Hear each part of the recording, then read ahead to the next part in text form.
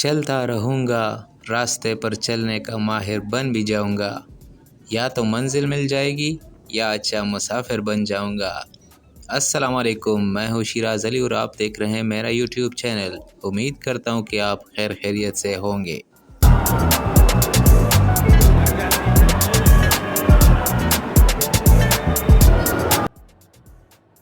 जैसा कि आप लोगों को पता है कि मेरा यूट्यूब चैनल व्लॉगिंग, ट्रैवलिंग और फूड पे है।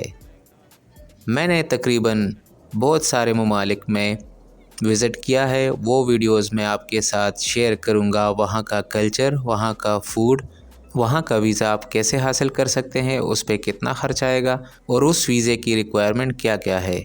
और इसके अलावा मैं पाकिस्तान के मुख्तलिफ़ इलाक़ों में आपके साथ यहाँ का कल्चर, यहाँ का फूड और बिज़नेस के हवाले से आगाही दूँगा।